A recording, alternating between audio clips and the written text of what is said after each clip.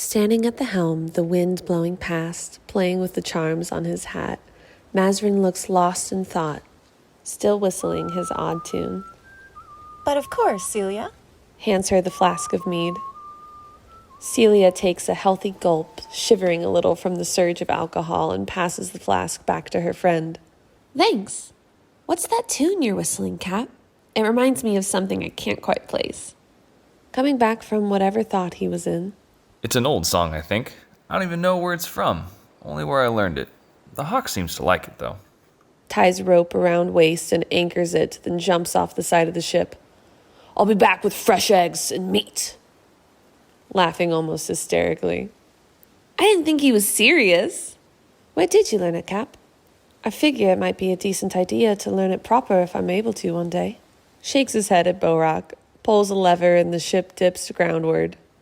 The where, my friend, is already here. Indicating upward to the raven's nest. Lady Sylvie pokes her head over the edge of the raven's nest, humming along with the captain's song. Our ringmaster taught it to us the year Mazrin competed in the Night of Magic. It was our Purple Songbird's prize. Lost in her own thoughts, Runa is caught off guard by the sudden shift in the ship's direction. She stumbles, jostling the knapsack on her back. It emits a soft meow as a result, climbing over the side of the ship with a few hens and a hog. Got some food, Cap! BoRàk, we could have pulled you up. His eyes lock onto Runa. What was that noise? Dinner? Runa sighs deeply and drops her head. She slowly opens the knapsack. A small orange cat head pops out. Normally, I would just drop the thing right off the side. But we're friends, so I'll ask nicely. Visibly angry. What is that? Captain, have you never seen a cat before? Lady Sylvie says while hanging upside down from the raven's nest, a big smile on her face. Runa's eyes well up and she looks down at her feet. It's easy to see Captain is clearly angry. I'm sorry, Captain. This is Cat? She's all I have left of the time before the mists. Walks over and gives Cat scratches and pets. Don't be angry. Cat is so sweet and well-behaved. One of my favorite reasons to visit Runa's shop. Stomping over to the railing, takes a deep breath, and walks back. Cat. There's a cat on my ship. Looking down at the small creature. All you have left? Fine. It can stay, until it gives me a reason otherwise. He storms off back to the helm, muttering about the cat damaging his ship. Lady Sylvie starts sharpening her nails to points in order to later mimic cat claw marks. Still swinging drunk and upside down from the raven's nest, she hums the song Mazrin was whistling before. I'm sorry, am I the only one that can picture the cat seeing this ship as a giant scratching post? Jester finally turns from the view he had been soaking in quietly. I can't even throw it a bone to gnaw on. Wait, is this the cat you mentioned sacrificing earlier? Cap, it'll keep the rats in check. Runa makes a noise that simultaneously sounds like a hiss and the word Jester at the mention of turning the ship into a scratching post.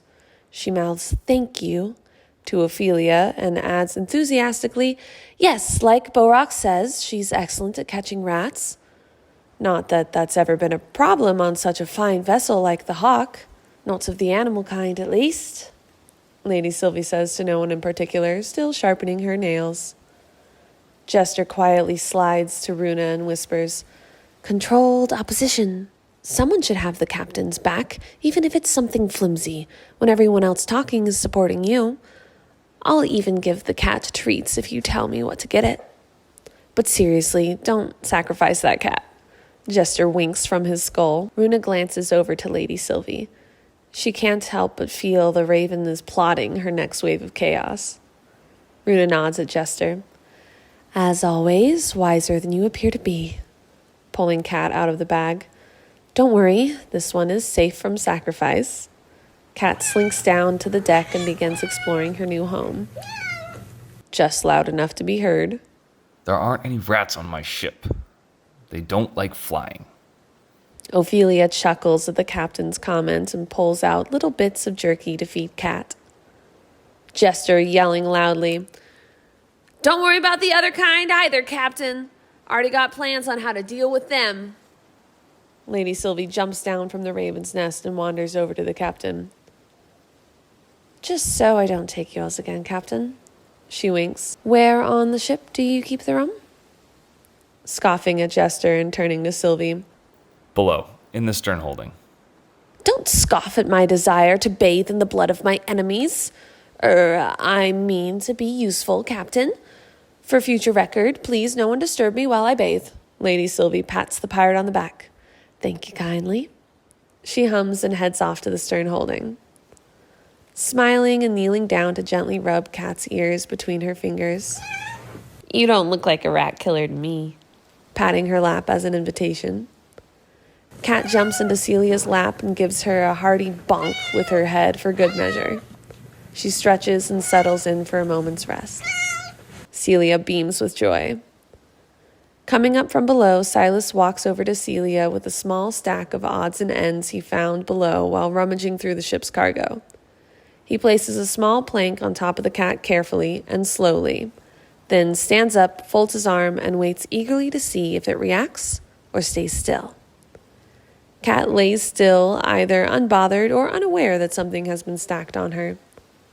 Slowly, he adds a small rough sack on top of the plank, then stands back to wait. Cat opens an eye partway to observe who is interrupting her slumber, but closes it and attempts to ignore the inconvenience. Lady Sylvie walks back up from the stern holding, new bottle of rum in one hand, and dangling from the other a small rat toy she's crafted out of a gray handkerchief and twine. Seeing the stack of things on the cat, she lightly places the toy on top. If you have any catnip, Runa, there's a small hole by the nose to put it. With the lack of real rats on the ship, there's at least one for it to chase for now. Snorts a little while trying to keep from laughing hysterically as to not upset the comfort of Cat. Celia begins scratching under Cat's chin. Djinn sits leaning up against a barrel on the deck of the ship with his guitar in his lap. He pulls a small leather-bound book and quill from a pouch on his belt, opens the book and begins alternating between playing a few notes and writing in the book while mumbling under his breath. He eventually pauses with a confused look and addresses whoever's listening. What rhymes with olive? I can't for the life of me get this next line figured out. Keenly eyes the cat after the latest item was added. Shiv. Lady Sylvie takes a drink of rum. Captive, outlive, forgive, negative, defensive. She keeps listening, even while taking another drink. Narrative, productive, relative, obsessive, submissive, aggressive. Another drink as she climbs back to the raven's nest, still speaking. Inclusive, outlive. Wait, did I say that one already? Djinn looks a bit embarrassed. Lady Sylvie, I bow to your superior wisdom. Many thanks. You see a clawed thumbs up pop out from the raven's nest and hear a little drunk hiccup. Cat stirs, sending the growing pile clattering to the deck. Startled, she jumps off Celia's lap and takes refuge in a coiled line. Runa chuckles and fishes the toy rat out of the pile on the floor. She turns to Djinn. Did my apothecary bag make it to the ship? I know I have some catnip in there. Drat.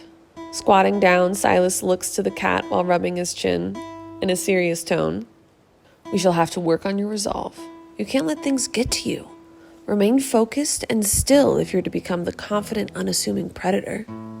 Stands back up and wanders off to the railing, clearly saddened. Cat sits up a little taller, possibly attempting to appear more fierce, but quickly becomes distracted by a flock of seagulls and stalks after them to do cat things. Without looking up from his book of songs and song ideas, now, I know some, if not most everyone on this journey, but not everyone. My name is Djinn, and my lot in life is to bring song and some form of joy to those if I'm able to. I also am a bit partial to a flurry of swords when the situation calls for it. Gestures towards his guitar and then his two swords, propped on his barrel. This is Jasmine, Dawn and Dusk. And this, slaps his book shut and holds it for all to see. This is Djinn's big book of bardic bullshit. Eyes Celia. Please don't steal it. That's pretty much my whole story. And what of you all, if I may ask? Bats her eyes innocently at Djinn. I would never. Smiles and winks. I, too, just like to bring joy to those around me. Making friends and helping them get what they need in life. Not much at all that interesting about me. Shrugs and smiles. You never told me the name of that book. It's very appropriate. At Celia. Except deft hands and a disarming smile. Grins back at Mazrin with a bit of an impish sparkle in her eyes and casually goes to stand next to Ophelia. Here's our triple threat. Not only beautiful, but also an amazing fighter with a fantastic sense of humor. Pats Ophelia on the shoulder, smirks and puts her arm around Celia's shoulder. Oh, dear Celia, you are truly too kind to me. I'm just a humble mercenary who happens to be decent with a blade. Celia rolls her eyes playfully. And she's modest, too.